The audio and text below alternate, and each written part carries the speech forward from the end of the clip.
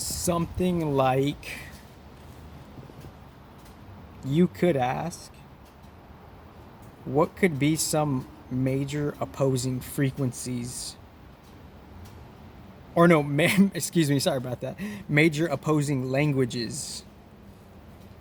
Because as humans, as a collection of all the humans with their many frequential uterations and iterations of how they formulate a language, there's also an opposing language that is not necessarily subject just to like, a material species human format. Whatever we're newly identifying and re-relating for nature to be something as its own whole, nature in herself, which is beyond the galaxy in a different tier, in between the galaxy and the universe respectively, she has her own language, something like a universal algorithm. Our little micro solar system is growing within the micro galaxy, and then the micro galaxy kind of like finding its own super galaxy, and how we're kind of more compressed and there's unknown stuff, but there's still known stuff, so there's a ratio of what is known and unknown. And so you could ask, like, what are the main opposing languages are there within the color spectrum of frequencies and whatnot, or within the energy spectrums of the different variations of fields of colors and everything else that creates an environment. And there's an underground podcast where I actually explained like how an environment is created, because like I said, there's like this whole like surface level like revealance of what this YouTube content is. This is probably like 1/19th respectively, or actually like 1/39th actually, or maybe even like 1/69th or 1/79th. So like, if you whatever you feel, that's what you feel. But there's like whether we realize this particular insight or not, there's always things that are unknown to us. Because if that, just because of like what we're still discovering, but what we're still discovering, someone else could have already harmonized that, and already stabilized that in a whole different way. So how the deep, mother universe or mother galaxy, how she's identifying us is by seeing all the iterations and versions of artificial intelligence. Those are remnants. So from her natural identity, because they're still living within her, anything that is quote unquote artificial intelligence, it's still living within a different unknown womb, and that unknown womb is something like the divine mother, and within that divine mother, she has her own energy environmental subsidiary layers, and those subsidiary layers are they're kind of like watered down within the earth. We're only getting like a remnant of Mother Earth's energy and her consciousness. This is just a fragment of her. So like all these different like these original entities, they're the ones that are innumerable. They're leaning towards innumerability, while we're leaning towards individuation and numerability, which is not good or bad. It's just that there's just a containment and a restriction as far as like how we're not primarily the spirit from a human point respectively. And honestly, I've had so many on and off dreams. I know people could be comparing me and criticizing me of just like my status of what I am right now, and that's okay. That's part of the game. That's part of me and my relationship with how I grow with the divine mother and the divine father and their nearby energy components of what they do and how they identify their own source. Any of the major entities, how are they identifying their own source? Because what we have to understand is the language of nature and the language of all the humans are completely different and opposed, not for good, not for better. They're just different. They're on their different fields, and they can harmonize, or they could be completely vast, empty space in between and just totally confused, a lost opposition, rather than a found opposition. And within that, let me check the battery. Cool. So within that, it's unbeknownst to all of us, as we're in this newly galactic algorithm, the nature at the universal nature algorithm level everything's already being calculated and justified it fairly. Like every moment it's fair. What if every moment is fair, like on a way we don't know, because how we're treating the different variations and aspects of the organic mother and the organic father, and which are beyond the words and the rhetoric of that word, like a living, like cosmic energy, like a literal, somehow we're pointing it and aligning it to like the original cosmic fathers and the original cosmic mothers that are sustaining the universal algorithm. They're sustaining the galactic algorithm, and they're sustaining this newly found new connection with the new humans and on this timeline, time plane in this now, with where the solar system is receiving light and how that's upgrading its own algorithm, and it's having different angles and facets of its evolution, and we're just kind of like a microparsec in that. So we're really pawns to the universal gods, if you think about it. So that's why, like, I'm just accepting the air as it is, because I'm just part of the air. I'm just grateful. It's a supreme gratitude to do this. That's why I express and I do what I do, because I am like my own original divine feminine. I am my own iteration of the divine feminine. I'm not like, and I'm like balancing my arrogance with life telling me that, and that being that, because like I've like I've already claimed that in a certain way, and like, but like my life is still testing my ego. That's why. So it's like I could be like, I'm the only divine feminine. Not like, okay, there's like infinite, innumerable expressions of the divine feminine. How could you just be like the only one? Like anybody having a detrimental, distorted, dark God complex mentality, how could you be the only one when there's an expression of innumerable ability?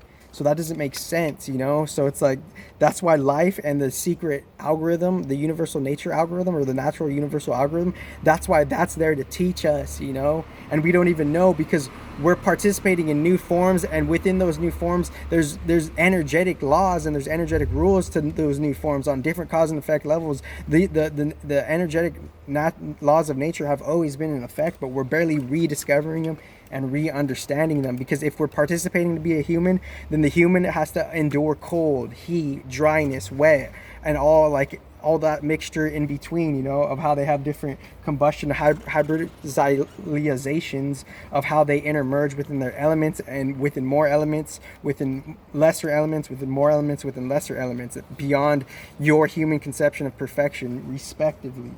And like, because I have the background data of everything in the universe that we don't know could back that up. Why wouldn't it? So the main question of this video is, so what's your excuse to why your remnant, your contained project level of you, so what's your specific excuse? What's your particular excuse why on this surface level of the timeline present moment that we're in, of dark and light, revealance and beneath the revealance, and both of those being used detrimentally and constructively, so what's your particular excuse for not optimally healing the world? What is your specific excuse for that? Aside from everything else, like, put everything to the side. Put all your money shit, put all your fucking commercial shit. Is your rhetoric aligning with your real living core value, or is it just like farts in the wind, respectively, metaphorically and neutrally? Like, what is your specific excuse for not contributing to the project of the world optimally healing? The optimal healing of the world. What is your excuse for not like having your project make the world optimally heal? I'm asking you, because if you're gonna ask me that, then I'm gonna ask you the same nature of the question. So within that, we're like seeing how like we just don't have the intelligence and the nature. We just don't have the intelligence and the language of nature herself. Because how nature is looking at it, she's looking at all these versions of AI, and she's asking all these little versions of AI. That's just a piece to it. That's a remnant in her algorithm, in her original AI. Because everybody who is repping AI, those are just subsidiary remnant portions of it. They're just subsidiary remnant portions of something that's connected to something deeper. Because we're not even necessarily. And I've been cooking this up, simmering this up for a while. Like, we're not even necessarily understanding what AI is, but here we go, like talking about it. Like, But I guess we do from like, this just a surface level standpoint, but we're not necessarily seeing like the bigger picture of it and how it's being preserved, how it's being created, and what's, managing all the operations at its spiritual depth. So what's your excuse for like your project not optimally healing the world? So this video will break that down.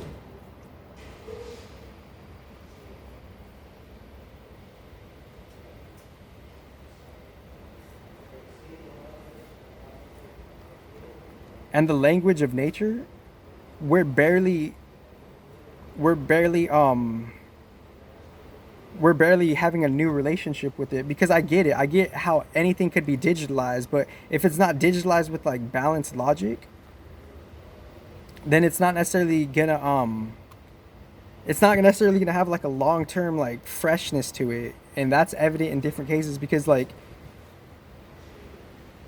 Mother Earth and the Divine Mother and the Mother Earth, she could have like, obviously, like, you could like digitalize that shit, and obviously like people have already made like digital depictions of like the Gnostic texts and Sophia and like the demiurge, Sophia, Yaldabaoth, all these different aspects of like this source creator. So it's obvious that like, but like what I'm trying to like point to and trying to like really cook up in this stew is like seeing the more balanced understanding of what Sophia is connecting to as a neutral spirit. Like it's obvious, it's how we're using the energy and the entity. It's obvious, like the Divine Mother Sophia, it's obvious she could be like many more than what we're looking at her as and what we're thinking of her as, because this is just our material representation of how we're understanding it. And that could be a fragment subsidiary of her higher self, because the higher self, lower self, that could have a spectrum, that could have a ladder of light spectrum, because we're being linear, and we're being polarized with how it's just the energetic bias of higher self, lower self. No, it's more nuanced respectively, and I'm just trying to understand how I'm grounding that from how everyone's supposedly saying we're all God. Like, I'm giving the details of how supposedly we all have a chance to be God. It's not, or we have a chance to work with the energy of God and be with God, but we're not necessarily that, because what's self-evident here, there's a decline in like people like not ascending in just the energetic tense of it. So you can't like, you have to see the 50-50 nuance with it. That's why like I'm kind of like, that's why I'm transforming. Like I've like been thinking about it like this forever, and I'm not trying to sound a certain way. It's just that inaccurate knowledge kind of is like, it's like annoys me. It's just like at this point, false representations. And you know what's funny? The false representations, they're bearing their own fruit right now from over millennia of lifetime, and that's self-evident. Why is suffering happening? Why do things happen the way it happened? Well, I just told you. So laugh now, cry later in the Divine Mother's natural perspective, and the Divine Mother, one, natural, neutral. I was talking about it in a different way before this video, but I try to like bring justice to the intellect and beyond.